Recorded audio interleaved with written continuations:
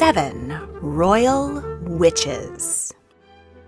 Witch. The word struck terror in the hearts of many in the Middle Ages. It whispered of people, mostly women, using dark magic and even selling their souls to Satan to get what they want, forcing men to fall in love with them, and cursing their enemies. Sorceresses have been feared since ancient times, and while there certainly have been purveyors of magical arts throughout history, it was often healers, midwives, girls dabbling in divination games, and other innocent people who were accused of the most heinous of enchanted crimes. Between 1300 and 1850, nearly 40,000 people in Europe were victims of witch trials, and 14,000 met their end on the gallows or the pyre. Some of them came from the highest ranks of society, even from royal families. In fact, witchcraft was a convenient accusation to level against inconvenient royal women, as courts operated on a notion of guilty until proven innocent, and it was frustratingly difficult to prove that you hadn't danced in the moonlight, uttered a curse, or poisoned the king. The stigma of sorcery was strong. Let's meet 7 women from history who were accused of being royal witches. Valentina Visconti was born in 1371 to the Duke of Milan and Isabel of France. Her mother died in childbirth, and she was raised by her grandmother, who educated her well and taught her the harp. At 17, she married her first cousin, Louis I, Duke of Orleans, younger brother of King Charles VI of France. 16-year-old Louis was pleased with his beautiful brunette bride, and they enjoyed a few happy years of vivacious and luxurious life in Paris. They had 8 children. But there was a fly in the ointment. King Charles VI's bride, Isabeau of Bavaria, held a grudge against Valentina. They were also cousins, and the Duchess's father had deposed the Queen's grandfather. In 1392, King Charles was marching with his army to yet another battle in the 100 Years' War with England. He had a sudden psychotic break and killed several of his own men with a sword, then fell into a coma. The king's mental health deteriorated quickly. He believed he was made of glass and liable to shatter at any moment. Royal physicians could do nothing to help Charles with what was probably schizophrenia. He did not recognize his relatives, including his wife, and acted violently towards her when she dared to come near him. But for some reason, he trusted Valentina. She was the only one who could comfort the ailing king, and he grew irritated if she did not visit him regularly. Rumors began to circle, possibly started by jealous Isabeau, that the king's affliction was actually caused by Valentina, who was using witchcraft to cloud his mind during her frequent visits. The Duchess was also accused of trying to poison the Dauphin, and it was claimed that when her father kissed her farewell, he whispered to her, "I will not see you again until you are Queen of France." The fury surrounding Valentina grew so fierce that her husband, who was now acting as regent for his brother, sent her to the countryside for her own safety. While she was gone, he took his brother's place in the bedroom as well and had an affair with Queen Isabeau. She continued to bear children well into her husband's incapacitation, and it's likely that her youngest, the future King Charles VII, was fathered by her brother-in-law. The Duke's womanizing made him unpopular, and his cousin, Jean, Duke of Burgundy, challenged him. He ordered Louis to be murdered in the streets. Valentina made a dramatic re-entrance at the royal court, dressed in black velvet and holding the hands of her 2 sons. She fell to her knees and begged King Charles, who was in a rare lucid moment, for justice for her slain husband. He agreed, but before he could punish Jean, the king fell back into incognizance. Jean seized control of the country, and Queen Isabeau began an affair with him in order to remain in power. Disgusted, Valentina returned to the countryside for good. She died of a broken heart, or maybe typhoid, at 38.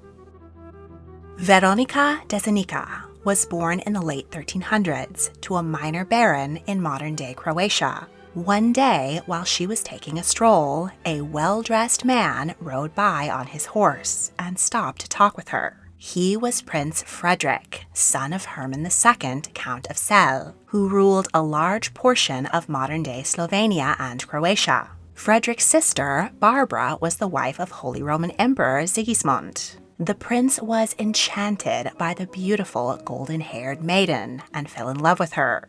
Unfortunately, he was already married to Elizabeth Frankopan. He and his wife were ill-matched and had lived apart for many years.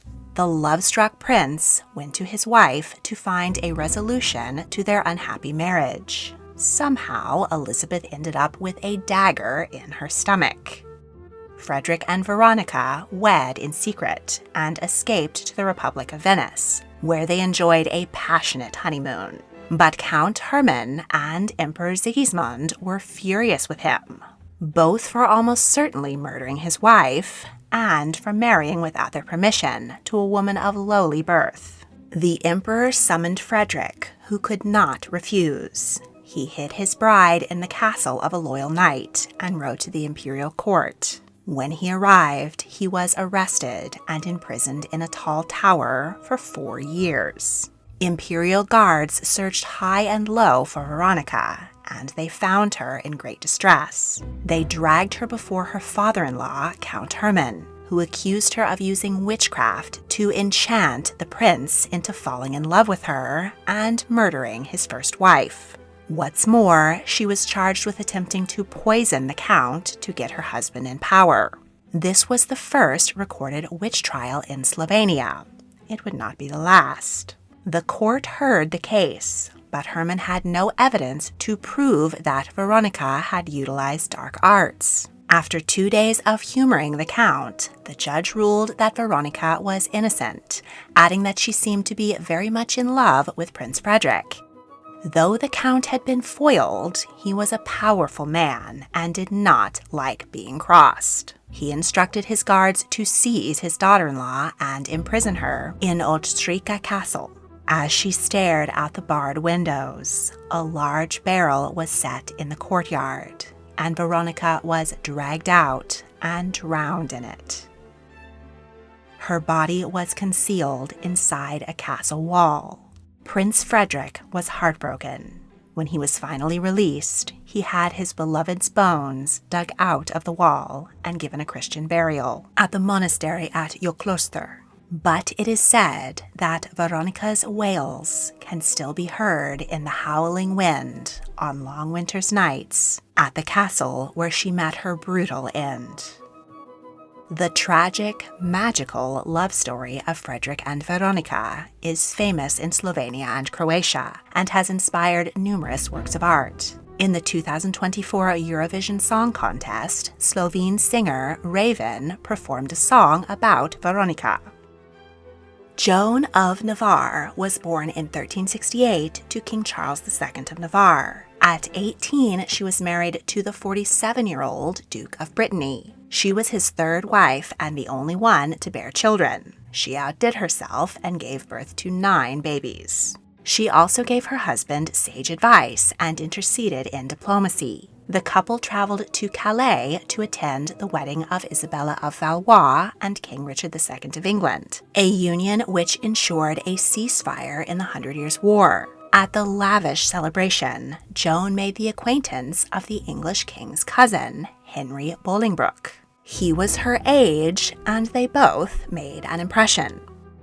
After 13 years of marriage, the Duke died, leaving Brittany to their 10-year-old son, Jean, with Joan as his regent. Meanwhile, in England, Richard II had become unpopular with the nobility for pulling out of the war that was keeping them rich. His cousin, Henry, raised an army and deposed him. Richard was imprisoned and died soon after, probably of starvation, though there were rumors that he'd been slain at his cousin's own hand.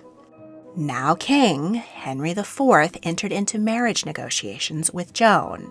Her uncle, the Duke of Burgundy, required her to relinquish the regency, her dower lands, and custody of her children. In 1403, she set sail for England and married Henry in a luxurious ceremony. He was eager to assert the greatness of his new dynasty, so he showered his bride with jewels, multiple castles, and thousands of acres of land, which provided 10,000 marks a year in revenue, about 9% of the monarchy's wealth. Henry's generosity would eventually spell Joan's downfall. Tragedy befell the newlyweds when, just 9 months after the wedding, Joan gave birth to stillborn twins. They didn't have any living children. But Joan built strong bonds with her 6 stepchildren, who had lost their own mother, Mary de Beaune, years earlier in childbirth.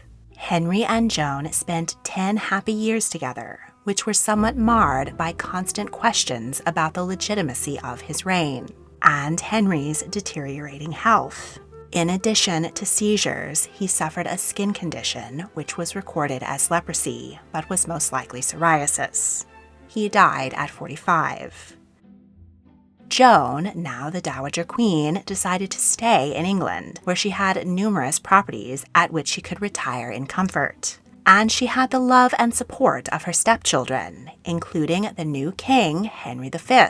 The 21-year-old monarch was a classic medieval warrior king. He had already survived an arrow in the face while putting down a Welsh rebellion, which is why he's always pictured in profile. He was hyped up to secure his legacy on the battlefield. Henry relaunched the Hundred Years' War and was intent on fulfilling his great-grandfather Edward III's dream of seizing the French throne. He had always had a good relationship with his stepmother, but Henry was now attacking Joan's homeland and her own children. He captured her son, Arthur, in battle and ignored Joan's pleas to release him. Then Henry's bodyguards slew Joan's son-in-law, the Duke of Alençon, in battle, leaving her daughter Marie a widow. Wars cost a lot of money. And now that things had soured between the king and his stepmother, he began to eye the massive payments going out to her. Henry and his advisors came up with a devious scheme. They coerced Joan's personal confessor to swear in Parliament that she had plotted the death of the king in the most evil and terrible manner imaginable, using witchcraft and necromancy. Henry seized Joan's wealth and lands and added them to the war coffers. She never even stood trial. If she had been acquitted, Henry would have had to give her money back. Instead, he kept her locked up in luxurious Leeds Castle. She had a retinue of servants, rode horses on the grounds, and had plenty of guests over for lavish banquets. But she was a prisoner nonetheless. Henry defeated the French at the Battle of Agincourt. He forced King Charles VI to name him heir to the French throne and married his daughter, Catherine of Valois. Joan might have hoped that victory would soften the king's heart to her, but in order to honor his new bride, Henry gifted her a dower even greater than that of his stepmother. The king did the math and decided he couldn't part with 2 massive payments to royal women, so Joan remained locked up. While continuing to sack his new wife's homeland, Henry fell ill with dysentery. On his deathbed, he finally atoned for the injustice he had visited upon his stepmother by restoring her freedom and property. But he never mentioned the false charges of witchcraft. Even at the end, he couldn't admit that he'd been wrong. Henry V died at 36, leaving the throne to his 9-month-old son, Henry VI. Joan spent the rest of her life in luxury and comfort, avoiding court intrigues. She died at 69. Jetta of Luxembourg was born in 1415 to Count Peter I of Luxembourg. In her youth, she may have lived in the same castle as Joan of Arc, shortly before the famous warrior was burned at the stake for witchcraft. Jetta was well educated and prepared for a marriage to a prominent lord. At 17, she made a spectacular marriage to 44-year-old John of Lancaster, Duke of Bedford. He was Henry V of England's younger brother and the uncle and regent to young King Henry VI. He was also heir apparent until the king had a child of his own. The Duke was eager to secure his own potential dynasty, as his first marriage had been childless. But he didn't have any reproductive luck with Jetta either. He died 2 years after the wedding. John left the regency and the top spot in the succession to his next brother, Humphrey, Duke of Gloucester.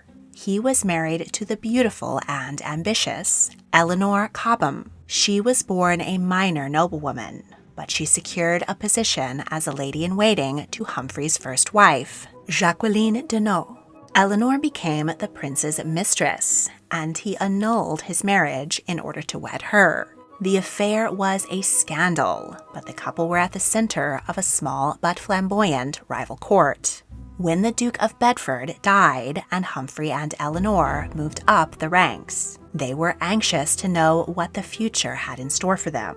Eleanor visited 2 famous astrologers to get her fortune told. In the 15th century, astrology was tantamount to rocket science, so it was taken very seriously when they predicted that the 19-year-old king would fall ill in July or August and die, making way for Humphrey to become king and Eleanor queen. When rumors of the prophecy reached the king, he was alarmed. He had his own astrologers assure him that no calamity would occur, and he had Eleanor and her astrologers arrested on charges of treasonable necromancy. Eleanor was locked up in Leeds Castle awaiting trial. Next, she was accused of visiting a woman named Marjorie Jordmain, known as the Witch of Eye, who had given her a potion to help her conceive.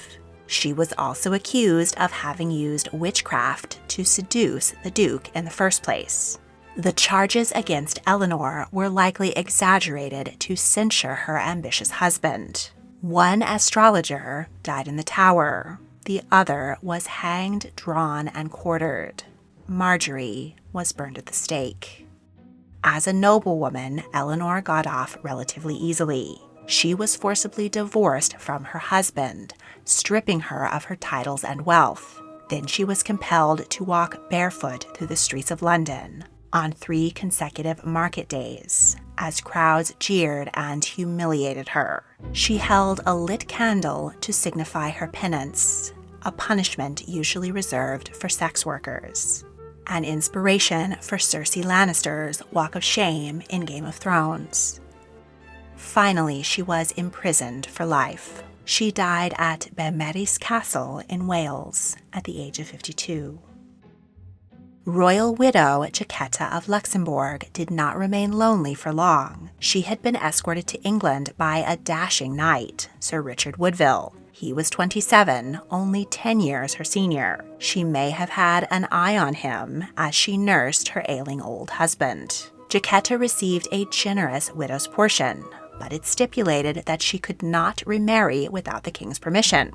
After 18 months of waiting in fear that her nephew-in-law might sell her off to another old man, Jetta eloped with Sir Richard. The socially unequal marriage between a princess and a knight caused uproar. When her sovereign nephew found out, he was furious. The couple regained the king's love with a payment of £1,000, which nearly bankrupted them, but allowed them to re-enter the royal fold. Jetta and Richard had a long, happy, and fruitful marriage, and 14 children. Their eldest daughter was Elizabeth Woodville. She was called the most beautiful woman on the island of Britannia. She was also charming and had a keen intellect. At 15, she married Sir John Grey, and they had 2 sons. In 1453, King Henry VI suffered an episode of serious mental illness, likely inherited from his grandfather, King Charles VI of France. He lost his memory, control of his body, and the ability to speak. His cousin, Richard of York, became regent, but he wanted the crown. Civil war broke out. Henry's family, the Lancasters, against Richard's family, the Yorks. It was known as the Wars of the Roses. The Woodvilles were firmly on the Lancastrian side, and Elizabeth's husband was killed in a battle. Richard of York was also killed, and his son, the ambitious and charismatic Edward, seized the throne. His right-hand man, the Earl of Warwick, set off for Europe to secure the king's throne through a marriage alliance with a foreign princess. Because Elizabeth's family had been on the losing side, her sons were denied their inheritance. According to legend, she waited under an oak tree, and when the king passed by, she accosted him and begged for the restoration of her children's birthright. Edward was so taken by her beauty that he propositioned her. She refused, so he offered marriage instead.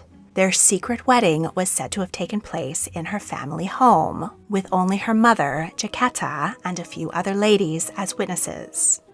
Edward made up for this by crowning his bride in Westminster Abbey in a lavish ceremony. Elizabeth wore a gown of purple velvet and walked barefoot under a purple canopy. The king ruffled many feathers by choosing an Englishwoman with little wealth or position, whose family had fought on the wrong side of the war, even more so when he handed the Woodvilles wealth and power beyond their station. Elizabeth's father was created Earl Rivers and appointed Lord High Treasurer. Jetta found rich and influential spouses for her many children. She arranged for her 20-year-old son John to marry the eye-wateringly rich 65-year-old Duchess of Norfolk. The upstart Woodville's worst enemy was the Earl of Warwick. He was salty that his continental marriage negotiations had come to nothing. He broke with King Edward and partnered instead with his younger brother George, Duke of Clarence. Together, they raised an army against the king. Sir Richard Woodville fought valiantly for his son-in-law, but he was captured, and he and his son John were beheaded on Warwick's orders. Edward was chased out of England, and Henry VI, though completely catatonic, was restored to the throne. Elizabeth sought sanctuary inside Westminster Abbey with her mother and her 3 young daughters. There she gave birth to a son, Edward. They were safe, but their ordeal had only begun. One of Warwick's servants brought him a lead figurine of a man, broken in the middle and mended with wire.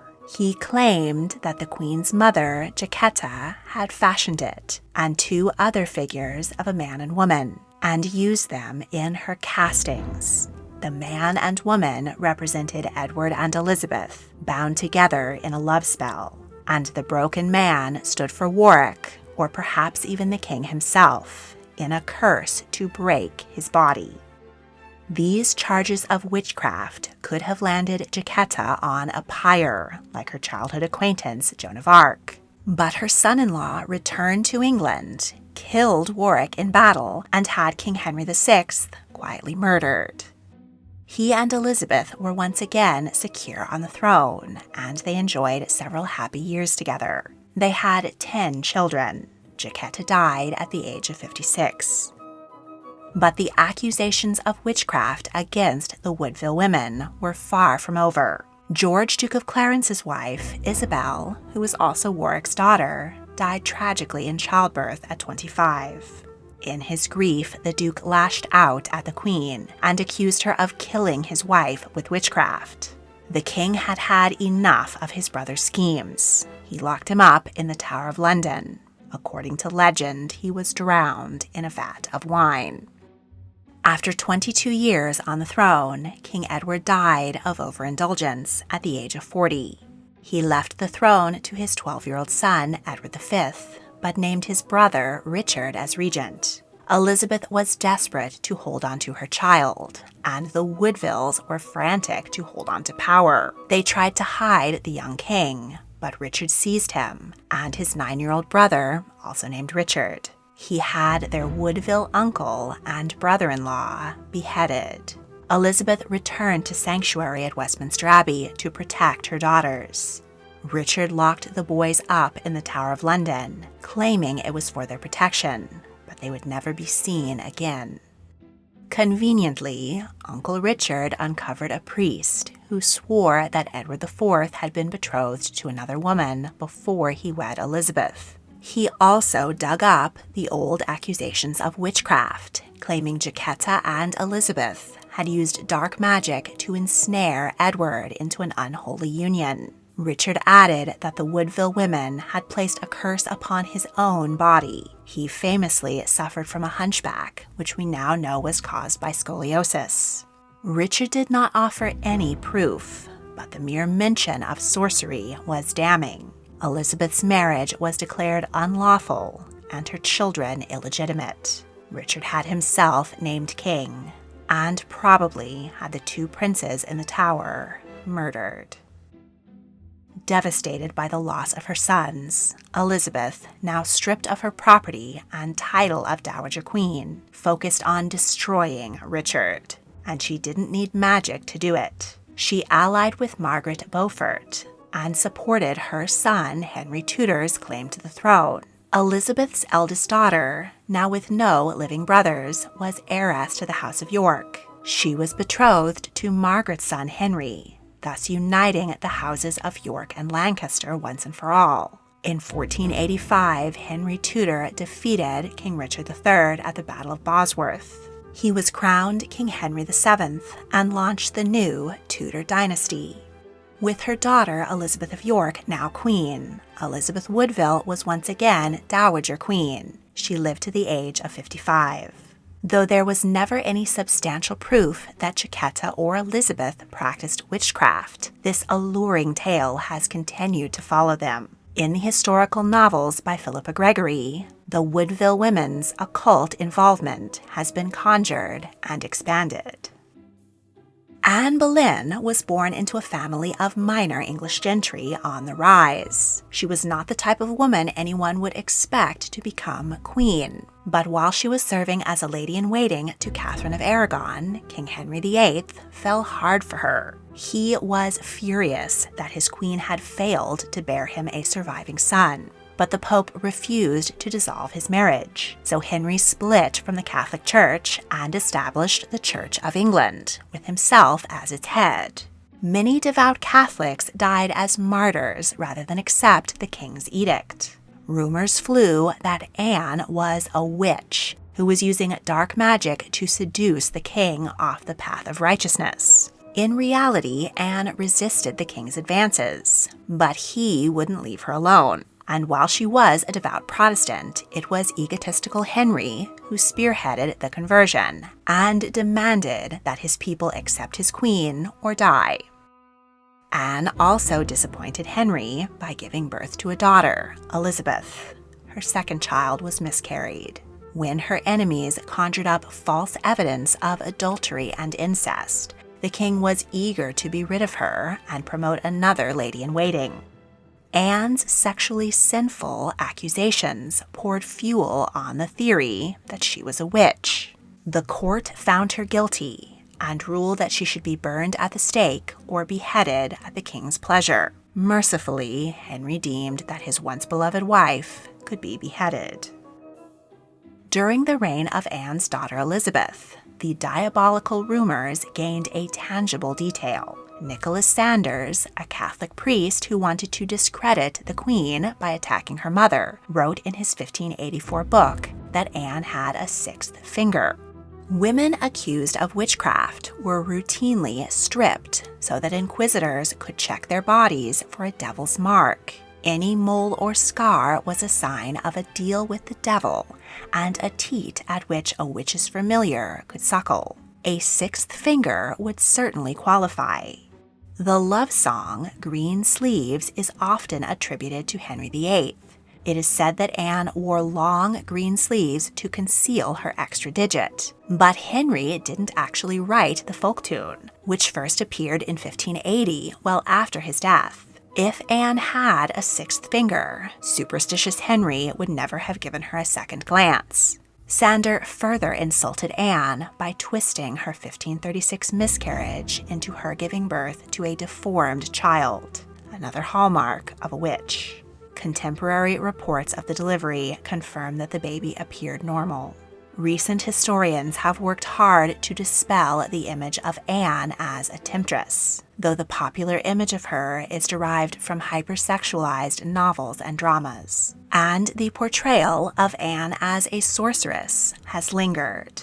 Her portrait can be seen hanging in Hogwarts School of Witchcraft and Wizardry, in Harry Potter and the Sorcerer's Stone. If you enjoyed this video, please like, subscribe, comment your thoughts, and check out my other history videos. You can also join my Patreon to support my work and get early access to all of my multi-part series. Thank you for watching.